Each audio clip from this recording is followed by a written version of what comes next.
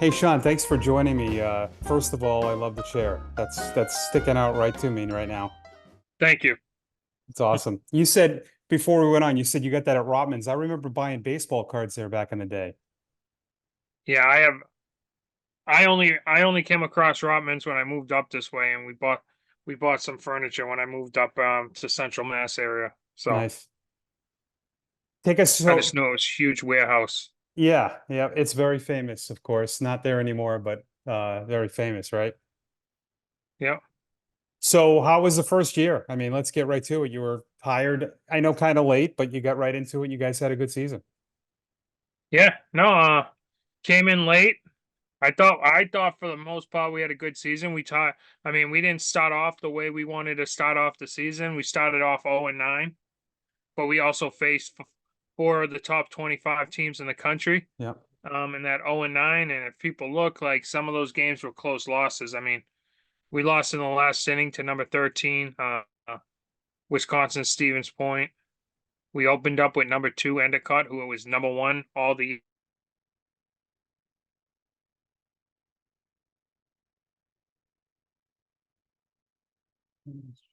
greatest like record.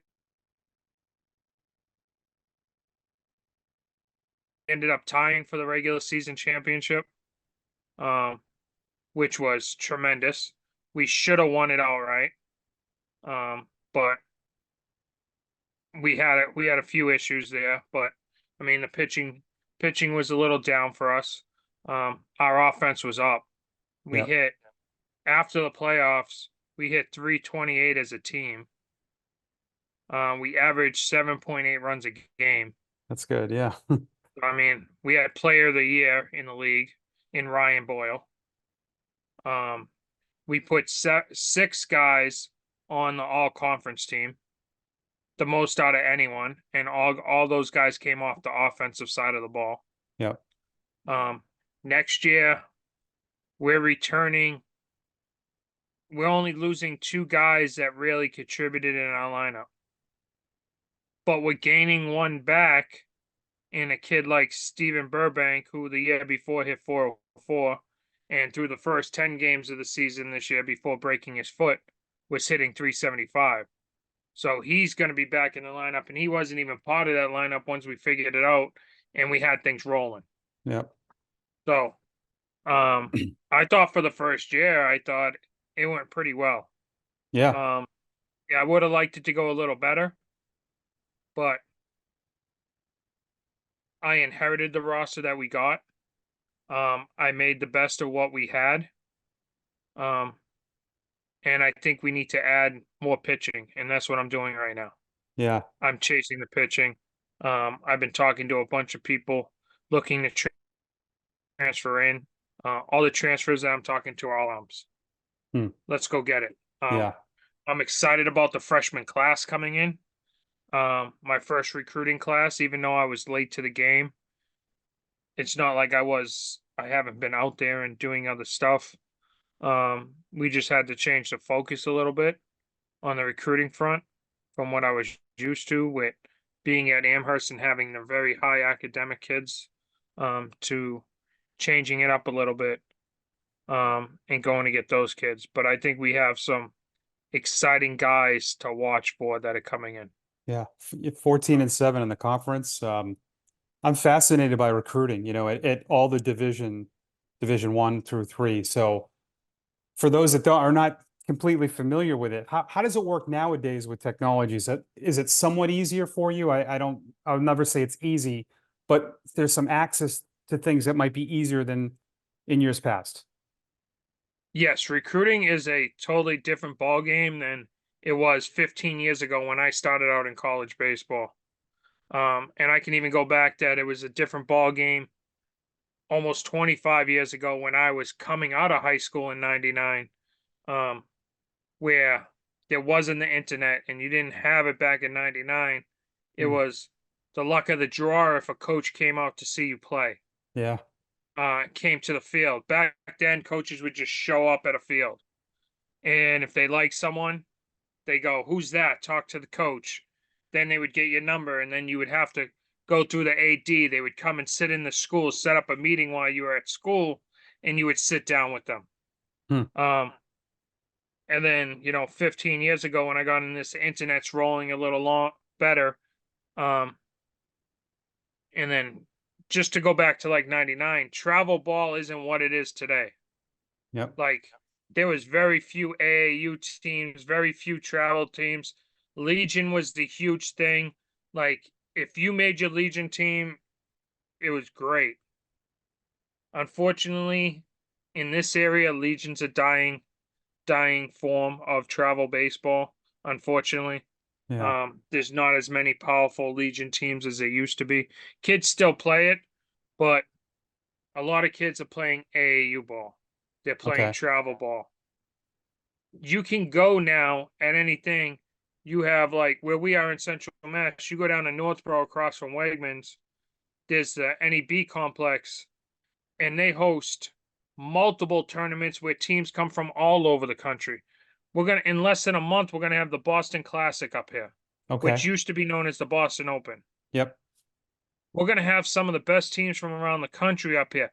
We're gonna have over 100 teams plus up here playing that week at that complex surrounding college fields, uh, surrounding high school fields, and I'm gonna be able to go put a chair down or go in there. They're gonna hand me a packet, have all the kids' names, all the kids' contact information, and I can just pick and choose what fields I want to go to and look at certain teams. Hmm. And we're talking about when I'm not just saying there's going to be some mediocre teams, some run of the wild teams. I love those guys, and I tell you why, because there's always one or two kids on that team that can play at the next level, and with that, a lot of the guys won't go see them because they don't have that star-studded like NEB, which is like probably the top program around here right now. Yeah.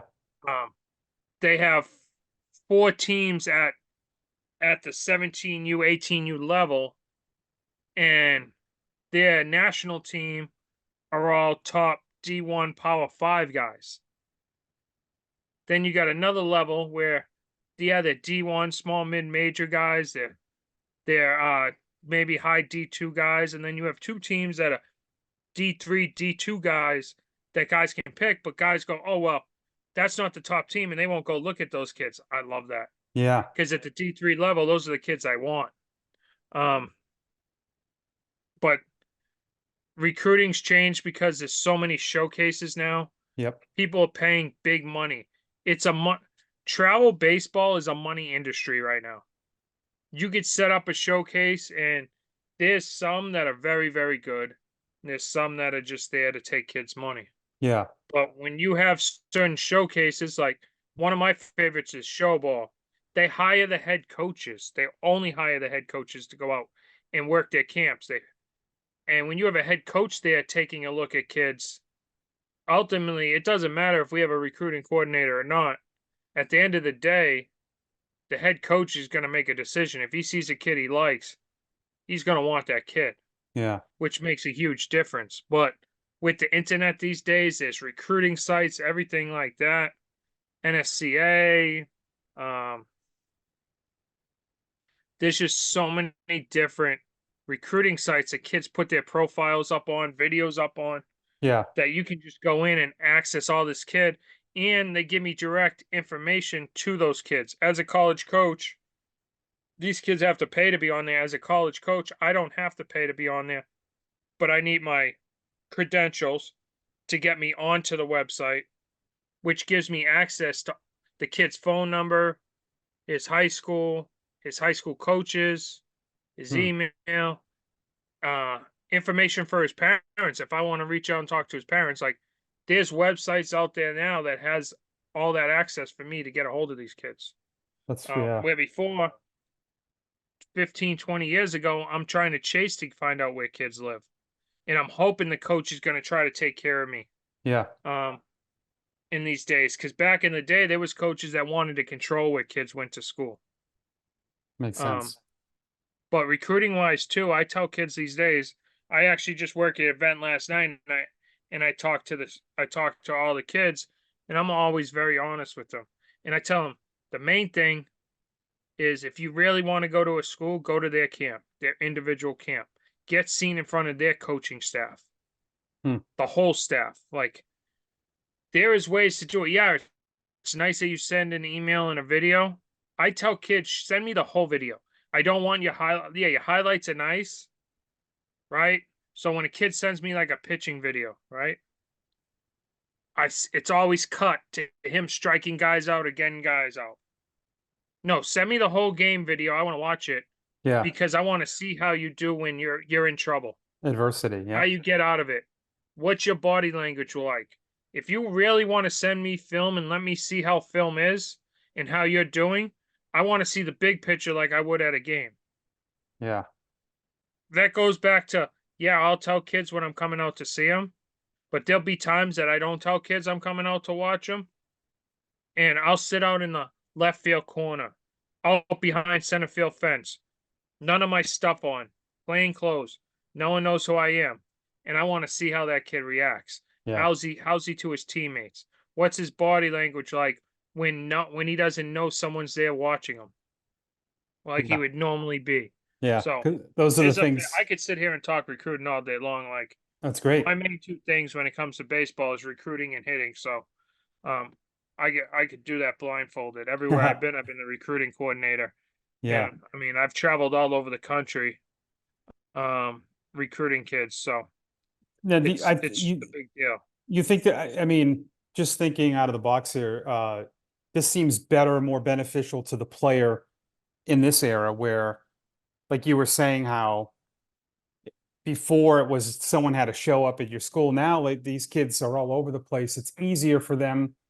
Is that why we're seeing like more New England kids maybe get drafted because it's a little bit easier to find? Yes, uh, I think that kids are getting. I just don't. I think technology and travel ball and kid and tournaments being all over the country Yeah, is helping kids get noticed a lot more. makes Like the sense. travel ball, as much as people hate it, it's getting kids seen a lot more. Yep. There's big tournaments all over the country. Everyone knows where they are. The top teams are always there. We have the Boston Classic. Top teams from around the country will be up here. I'm heading down tomorrow. I'm heading down on Monday to the Super 17 at Diamond Nation. They have 2 different weeks of it. Those are going to have the top teams from around the country down there for the Super 17. I'm going down for 3 days. East Cobb in Georgia is one of the biggest ones. They're going to have 300 plus teams down there for like 2 weeks Nice. playing. There's another one in Tennessee. So those, and there's one out in California and Arizona, but the East Coast probably has the most out of them. And those are the big ones where, like, if you're looking like Power Fives, the big time schools are going to be at. And when you're playing against that good of competition, and if you can excel at it, Yeah. those coaches are going to take notice. But I found, and I contributed this to when you talk to a lot of coaches, the reason why, and we go back to like 15 years ago, there's kids that I would be able to get at the D3 level. I would be able to bring into Brandeis and Clark and places like that when I was coaching. That would be really, really good D3 players that are now ending up at mid majors, small D1 schools, and it's not working out and they end up coming back later. Hmm. But I contribute this to, and I've had conversations with other coaches. The year that Vanderbilt, I want to say like 10 years ago, 8 years ago, they won the national championship. Yep. Remember that. 5 New England kids, 4 Massachusetts kids on that team, Yep. right? Yep. Corbin came up here. He's a local guy. He started grabbing kids from here. People like, you have 4 starters from Massachusetts? It's 2 pitchers? Let Yep. me start coming up here. And then we just saw loads of all those types of schools up here. So now you have all these schools coming up and these scouts coming into New England to look at our players. Yeah. And some of them like it because a lot of our guys aren't year-round guys, Which is less torque and on their arm, right? Yeah. which is Yeah. less stuff on their arms. So that's why I think you're seeing more and more pitchers come out of New England. Yep.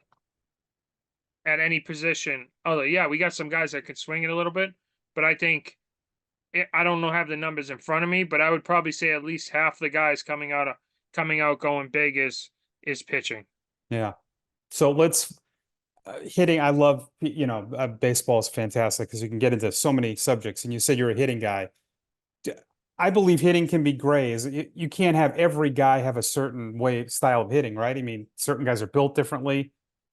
Yeah, nope. You gotta maximize that person's body type. Yeah. And I tell guys this: you could be a big guy, little guy, whatever it is, but just because you're a big dude doesn't mean you're gonna hit the ball far and hit it. Yeah. Like some guys are gonna have open stance, guys are gonna be closed. One, it's all on how your body's made up, how your tendons are made up in your arms and your things. Where I'm coming through and I'm swinging might be different from me and you. Yeah. I might have a little more weight than you do on me, right? I might be a little taller. It don't matter. I might be able to generate more stuff out of my hips than you, but your arms are the size of my head and you can use your upper body more. Hmm. So that's a big deal. Hitting wise, I like to sit down, I like to break my guys down. I'm different from a lot of hitting coaches when it comes to I work from the hands down. A Okay. lot of hitting coaches work from the feet up. Okay. Um, because they all want the lower half going first. Me personally, and the way I've always done it is I work from the hands down. I want the guy making contact. Once I can get him making contact consistently, I will work with the torque in the waist. I will work with the step, the stride, how Hmm. we're gonna place our legs. We're gonna be open, we're gonna be closed. Yeah. Because I can make you into a good lower half guy, but if you can't make contact, that lower half means nothing. I generate a lot of power. It means nothing if I can't make contact. But that's the problem with baseball today is people only care about the power numbers and they don't care if you strike out. You look at in the major leagues. No, that's Oh, awful. he hit Yeah. 40 home runs. He struck out 150 times. Like he's only batting 230, but Yeah. they're still going to turn around and give him a 10 million, 15 million, Yeah. right? That's a joke. Back in the day, like you look in the 90s, like you need to hit it, you need to get it on. Like I'm a guy that believes in line drives, hitting for average, getting on base. Home runs are great, don't get me wrong. I don't want strikeouts. Never good. If I had guys that could do all the above, not strike out a lot, put the ball in play, hit some home runs, I'll take it. If you look at our team this year, a lot of my guys took huge strides in their careers and jumped from being those 250 hitters to mid to high three hitters this year Yeah. because we focused on the hands. We focused on the hands coming through. I'm a big believer in bringing my hands through the hands to the Yep. ball. A lot of guys are knob to the ball, and get it through the wrist. That's why you have a lot of high strikeout guys because they're coming this way. That ball's already in here. I'm gonna miss. Hmm. Right? Yeah, it goes far when you make contact. That's great. But I'm a big believer, and I take my hands to the ball where the bat is now going to be in the plane of the strike zone a lot longer, Yeah. and I'm going to make a lot more contact. And we want to drive through the ball, hands to the ball, drive through it. I've for all the years I've been doing this, I've been I just got my thing for my 25th high school reunion. So I mean, I played college ball, and then I was in college for 6 years. Coming out right when I got out, I started coaching, um, and doing lessons and stuff like that. So you want to say a good almost 20 years, 18, 20 years. I've been coaching hitting and baseball and everything like that, at the high school level and college level. So I've been using the same technique and stuff that's worked for me, Yeah. and just getting guys through and getting them to buy into it. This day and age, everyone can go on YouTube. And we talked about technology helping kids. I think technology hurts kids in a way too, because oh, They want to go on. I struggle one day. One day you go 0 for 4. Oh, daddy's got YouTube videos up. You need to look at Mike Trout. You need to look at this one. Oh, look at these hitting, but you need to try this. Yeah. And he's screwing all these kids up, right? You're gonna have a bad day. This is baseball. Gonna have a bad You're 3 days, gonna right? have a bad day. Yeah. Yeah. It could be Like, 3. you do something 3 out of 10 times, you're a Hall of Famer, Yeah. right? If I bat 300 for my career, I'm probably going in the Hall of Fame. Yep. It's a game of failure. And the problem, and a lot of kids can't deal with that these days. Yeah. You are seeing that in the pro game. Like I can't believe how many little things now, even in the big leagues, not being able to run the bases right and playing defense. Those things have really changed. I mean, guys don't know how to run the bases anymore like they used to. And it's probably from maybe this generation just not learning it as much, or One, I will attribute it to too many analytics in the ball game. yeah. So they don't know They how to. don't care about that stuff. That's the Yeah. problem. Analytics doesn't look at base running, doesn't look at fielding, really. Yeah. They only want certain things, and that's the way they're playing. I think analytics is good in a way, Yeah. but I also sit there and think if you have a good coach, it should be a 50-50 thing. Yes. And I go that with like Alex Cora. He does a lot of things. He plays some analytic stuff, but he also sees it with his eyes. He's a baseball guy. He could see it. Yeah. Where there's some guys that will take the guy out in the 6th inning with a no hitter because analytics says the next time through the order they're done. And then you have baseball guys who do listen to analytics will also go, there's no way in hell I'm taking this guy out in the 6th inning while he's got a no hitter. Yeah. Yeah, I might have a guy ready to go if he gives up a hit or so, but I'm not taking that away from him. He's dealing. These guys can't touch him. Like there's different things when it comes to stuff like that. But I also think there's a huge thing when it comes to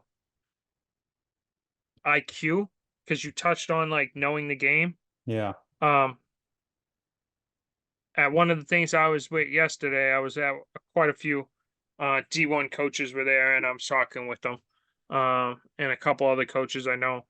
And I think we're all agreeing on we're bringing kids in now with the understanding that they have zero baseball IQ of the game. Yeah. That's a good way And to that we approach it. have to teach them the IQ of the baseball game. Yeah. You can't assume these kids know how to run the bases. You can't assume they know all this stuff. And that goes back to one, some of these high school coaches are just teachers and they're just there to collect a Yeah. paycheck. It's sad, but that's what they really are. They're there to, and then they played in town and growing up in town, a lot of them are dads. Now moms are coaching little league teams. A lot of them haven't played since little league, Yeah. but they're doing it because they need coaches and they need all this other stuff. So that's fine, and I give them all the credit in the world just to get out there and get these kids swinging and playing. And then it gets to the AAU stuff where because little Tommy's not playing on this really good team, but he's sitting on the bench, I'm going to go start my own team. But the dad has no clue about baseball, but he wants little Tommy to be the A number one. Hmm. Or he wants him to play shortstop when every other coach is telling you that Tommy's an outfielder. So there's that whole mixture of things. And I also where I just mentioned like I think there's benefits to guys sitting on the bench and watching Oh and yeah. not playing every Yeah. play. But I also think there's a benefit to playing a lot of the times too. Like if you're just gonna sit there and not even get like 3 innings, or you sit there all the time, you're not gonna play. Yeah, maybe you should go somewhere where you're gonna play because it's gonna benefit you in the long run. But if you're on a really good team, like this kids I know that go to really good high schools, where as a coach, and I'm looking at them and they're like, oh, that kid doesn't play for his well, he's on the JV team as a sophomore. Yeah, do you see this? Do you see his team? Like, do you know his high school? Like, Yeah. Some guys don't have the knowledge of that, and I'm like, okay, the kid on varsity, this first stringer, is going Division One. The kid behind him, that his backup is, but is DHing, is going to be a D1 or D2 kid. He's a college level type player. He's gonna get a shot as like a junior. Might not be until a senior, but people want to pull kids real quick. But you're in a program that they don't need those younger kids to play because it's such a good program. Yeah. But parents are so quick to pull it. My kid didn't make the varsity as a freshman. Oh, on to the next high school. Wow. Like, That's changed. Yeah. come on. Yeah. Um, it's good for your kid to learn and to sit there and learn. But he's also going to get playing time at the freshman level, but you're too good for him to play freshman. You're Yeah. too good for him to play JV. Like, let him sit there and learn and enjoy it and learn from his mistakes. Plus, you don't want him to fail at 14 and at that highest level, right? Yeah. I mean, he might mature wise not be ready for it mature wise, right? I mean, there's always that. Everything is these days is a status thing for parents. Like me, I have kids. My son didn't play baseball this year. Want to play travel soccer. You know what I said? Okay. Yeah. Do what you You want. don't Yeah. want to play baseball? He's 9 years old. Go find what you want to do. Yeah. People talk to me all the time. Oh, your kid's probably crushing the ball, right? I got friends I haven't seen in a long time that are around me. Oh, he's probably crushing it, right? Oh, he's probably one of the best kids. I go, no, he's really not that good at baseball. And they go, what? I go, yeah, I don't push it on him. I don't. If he comes to me and says, Dad, I want to play catcher, can we go hit? Absolutely. But Yeah. I'm not going, we got to get out there and we got to work on this and we got to do this. Yeah. Nope. It's not going to happen because I've seen it. I've been in this game long enough. I've owned my own AAU program. I've coached town stuff, done all this stuff. It's not worth it. If he wants to play and he really wants it and he comes to me and tells me he wants it and I know he wants it, then we'll put in the time and effort. But I'm not going to try to force it Yeah. because at that point, he's not going to want it. He's not committed. Yeah. It's not worth it. Yeah, he's not committed. Yeah. You got to Right be now, he's committed. committed to golf There you go. at 9 years old. I'm all for it. Yeah. You know, I never realized until I got here to Framingham State how little Division III is across the country. And that's got to be somewhat of an advantage for New England to have more D3 schools than most states. It's good and it's bad in a way. It's great because we have so much competition. We have two regions. New England has two regions. Yeah. And as you know, Massachusetts has the most colleges per square mile of per capita of area than anyone else. So which is a great thing. Our longest bus ride's 2.5 hours here, Yeah. but most of our average bus rides under an hour, 40 minutes an hour. I Yeah. don't have to travel all the way out. But the bad thing too is that there's so many schools that Yep. we're fighting to get it. But you got to find your niches. Um, and that's what I always try to do at the different schools that I'm at. And I'm chasing guys. We luck out at Framingham State because our tuition is low. Sure. So I can grab some of those kids that want to try to go to some of those private schools because we're going to be cheaper than the rest of them when it comes down to it. Yeah. But there's a downfall. Like, I'm probably not getting those high academic kids. We have 80% of the highest academic schools in the country at any level are all in New England and New York and New Jersey. Yeah. So they're all battling for those kids. But Yeah. I like my niche. I mean, I like where we're at. I have a 3-year plan. Once I get 3 recruiting classes in here and we can balance out this team and shape it right, I think the sky's the limit. Yeah. I agree with you. We'll wrap things up with what you talked about right away. There isn't a level on the planet in baseball that doesn't need enough pitching. Yet we still seem to have to explain that to fans every year, no matter what the level is. Yeah, you're always gonna need arms. I mean, for us, we got a 40 game season, Yeah. and it's put into a short window. Yes, we start at the end of January, but trying to get out in New England on a field at the end of January, good luck to you. Yep. Um, we usually be able to get games if we're lucky the last week in February. Fingers crossed, but first week in March, you can get games up here. This year we got 3 games scheduled before we go to Florida on the 14th. We got 3 games up here on turf fields that we're gonna play in. Okay. Um, but I just think pitching is the key. You need to have quality arms. I don't need the over the top arms, but I need guys to keep us in the game.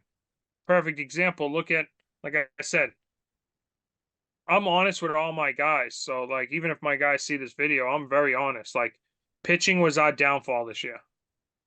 We averaged 7.8 runs a game, Yeah, it's crazy. right? Yeah. 7.8 runs a game, but we lost games.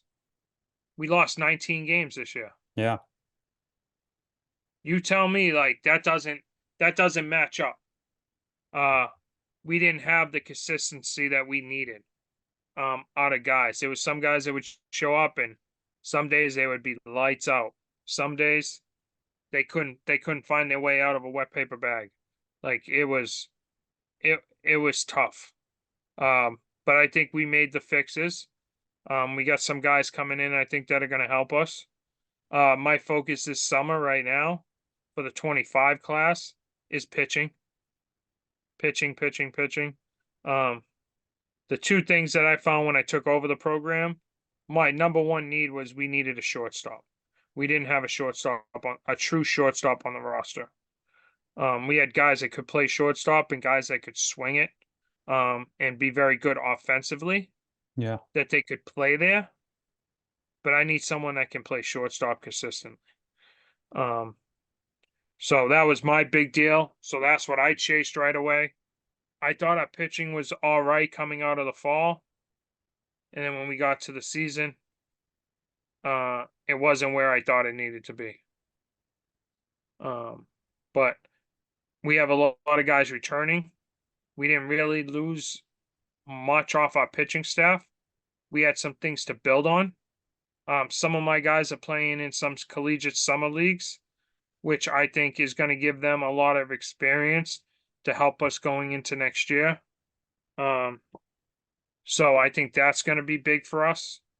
I have a couple freshman pitchers that are pitching in some very good collegiate leagues. I got one kid that's down in the Puerto Rican Collegiate League right Oh, now. nice. He's coming in January because he's going in the Navy. Cool. So he's a kid I'm excited about coming in next year.